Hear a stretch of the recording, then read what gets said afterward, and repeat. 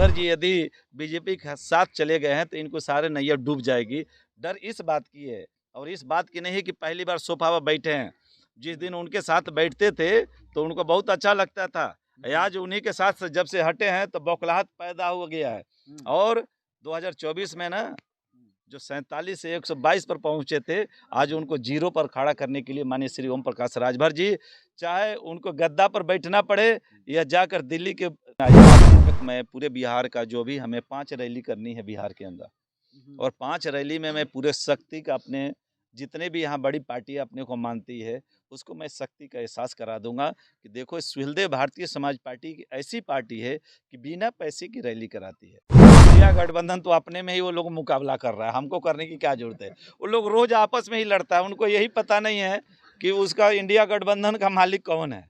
वो कहता मैं मालिक हूँ, नीतीश जी कहते हैं मैं मालिक हूँ, आप अखिलेश जी कहते हैं मैं हूँ। दलित चेहरा को लाएं। अभी हमको पता चला कि बहन कुमारी माइती जी का भी लोग नाम ले रहे हैं। अरे वो बहन जी का यदि नाम पहले लिए होते ना तो शायद इतना उन लोग को दर दर भटकने की जरूरत नहीं पड़ता। लेकिन दलित चेहरा लाएंगे नहीं, खाली वो हवा हवाई में बात कर रहे हैं। यदि ला देते तो वो समाज का, हम लोग भी दलित के जो लड़ाई लड़ते हैं, जहाँ तक से हम लोग से भी होगा कि दलित का चेहरा आएगा तो मैं बधाई का देता हूँ पूरे पार्टी की तरफ से कि खड़गे जी देश के प्रधानमंत्री बने। बीएसपी के राष्ट्रीय अध्यक्ष ओम प्रकाश राजभर जब से जो है वो बीजेपी के राष्ट्रीय अध्यक्ष जेपी नड्डा से मिले हैं तब जो है वो अब बवाल जो है वो शुरू हो चुका है। देख सकते हैं तमाम मसले पर बातचीत शुरू हो चुके हैं।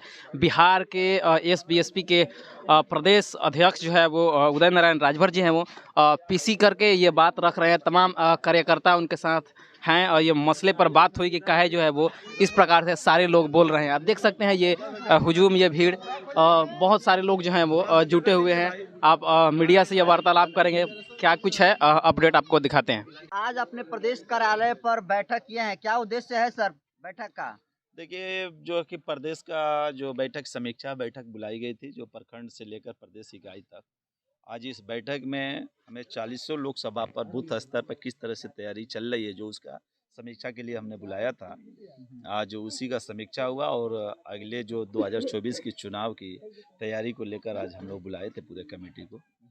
हमारी सुहेलदेव समाज पार्टी की तरफ से नए साल के हार्दिक शुभकामना है और हम लोग मिलजुल के नई योजना, नई सरकार की तरफ से विचार विमर्श करेंगे किस तरह। हाँ, चुनाव लड़ेंगे हम बक्सर लोकसभा क्षेत्र से, बक्सर लोकसभा क्षेत्र के मोहन कुमार श्रीवास्तव। तमाम पार्टियां सर दमखम के साथ जो है मैदान में उतर गई है, ऐसे में पार्टी आपके क्या स्टैंड कर रही है बिहार में?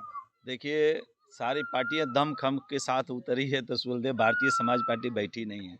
सुहेलदेव भारतीय समाज पार्टी दिन दोगुना रात चौगुना बिहार के धरती पर अपनी पैर जो है फैलाने का काम कर रही है।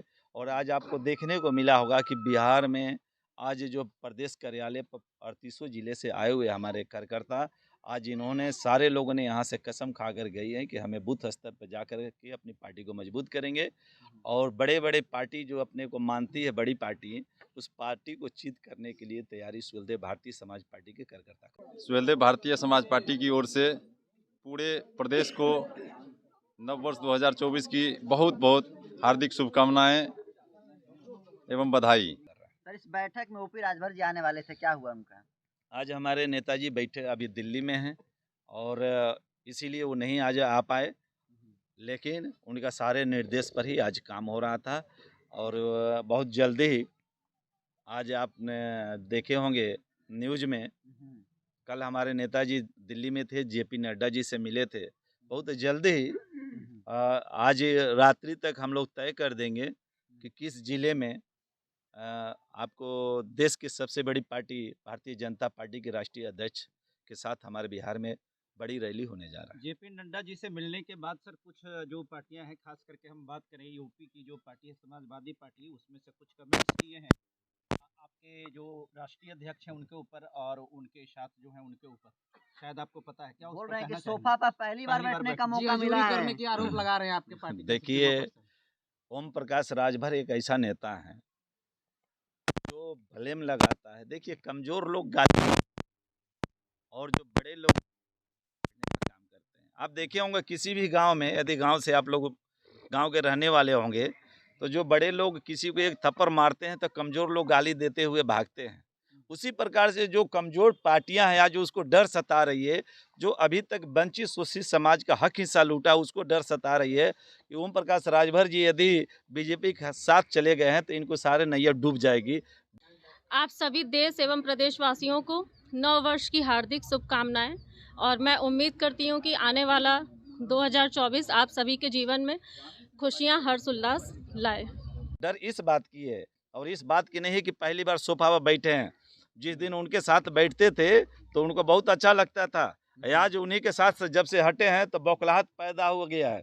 और 2024 में ना जो 47 से 122 पर पहुंचे थे, आज उनको जीरो पर खड़ा करने के लिए माननीय श्री ओम प्रकाश राजभर जी, चाहे उनको गद्दा पर बैठना पड़े या जाकर दिल्ली के जो है रोडों पर पैदल चलना पड़े, जो कसम खाए हैं, पहला कसम है सुहेलदेव भारतीय समाज पार्टी को अभी प्रदेश इकाई में पहुंचाए थे सत्ता में, अब दिल्ली के गलियारे में पहुंचाना चाहते हैं। दूसरी बात है, जो पार्टियां वंचित शोषित समाज की हक हिस्सा लूट कर खाई है, सबसे डर उन्हीं को है, दूसरे को डर नहीं है।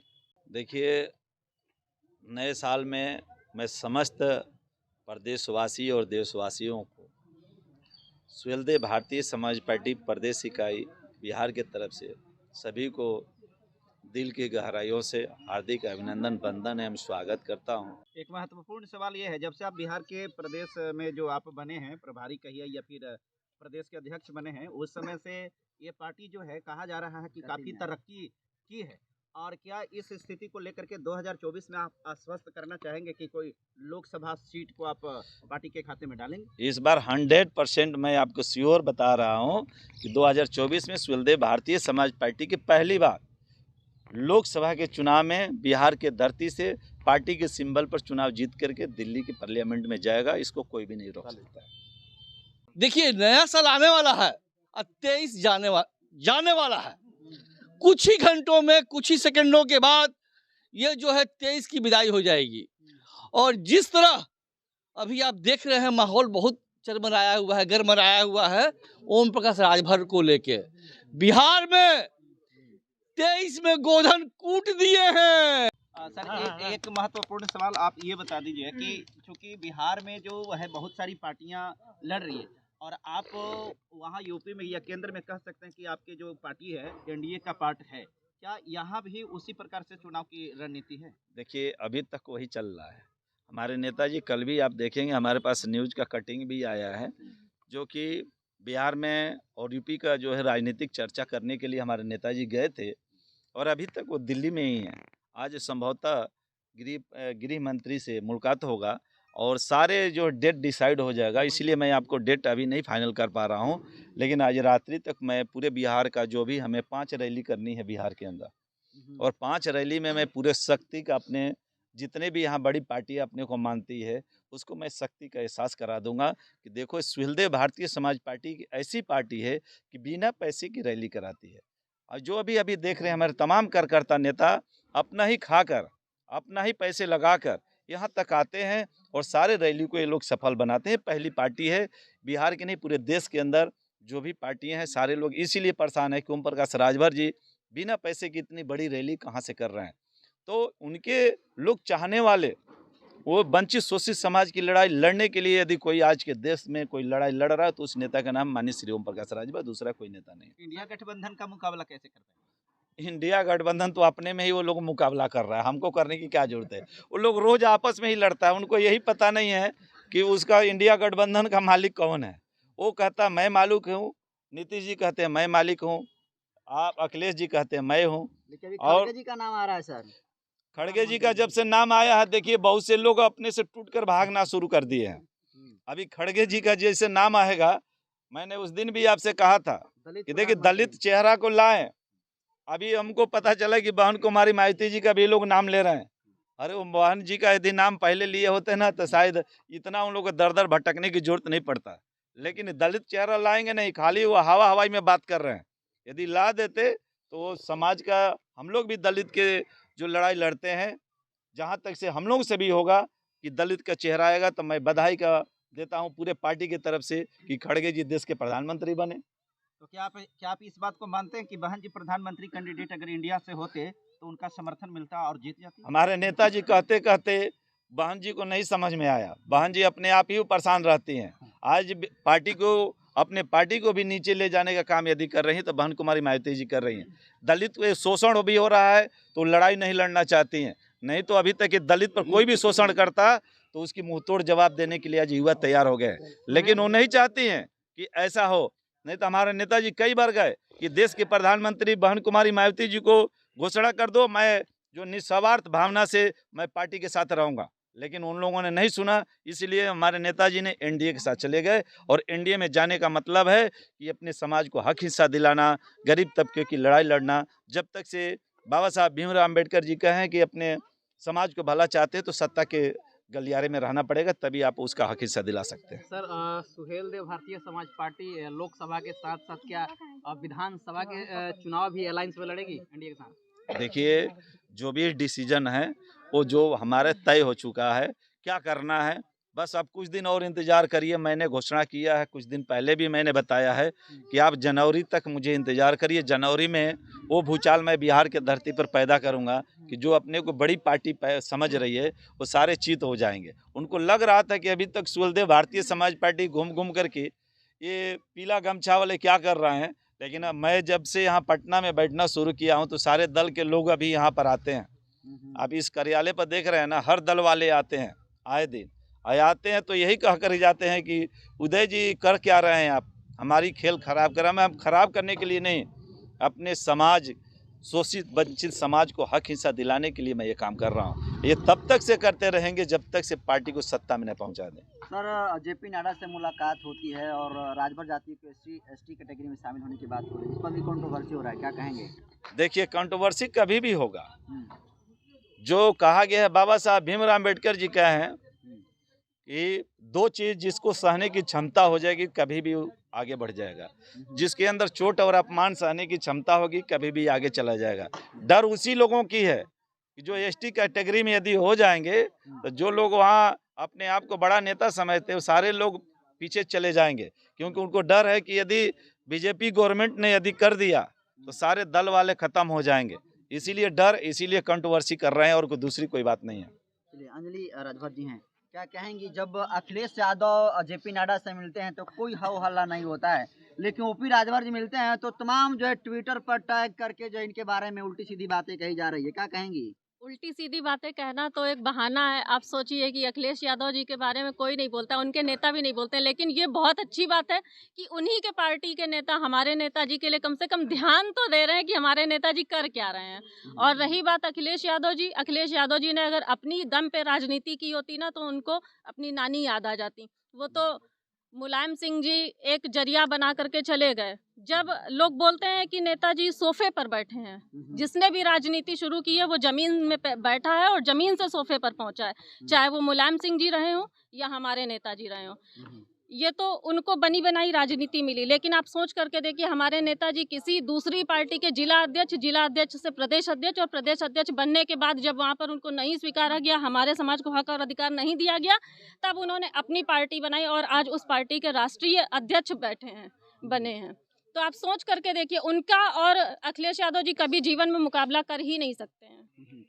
आखिर जो है ओपी राजभर के जो समर्थक हैं वो जो है सपा के जो समर्थक हैं, उनमें क्यों कंट्रोवर्सी हमेशा रहती है?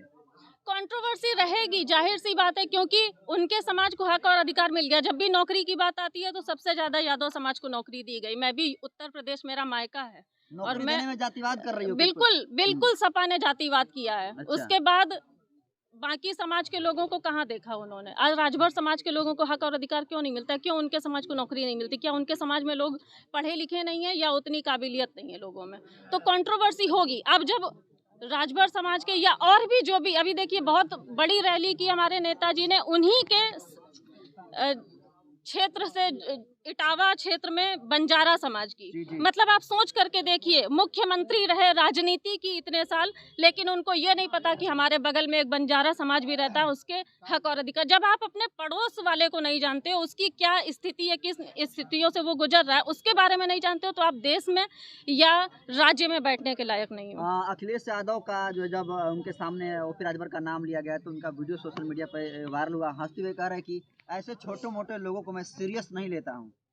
उस समय वो दिन भूल गए जब उन्हीं के साथ मंच साझा किया था और चुनाव लड़ने के लिए ताकत बढ़ाने की मांग करने के लिए आए थे। हम उसी रैली में शामिल थे, उसी रैली में मंच साझा किए थे।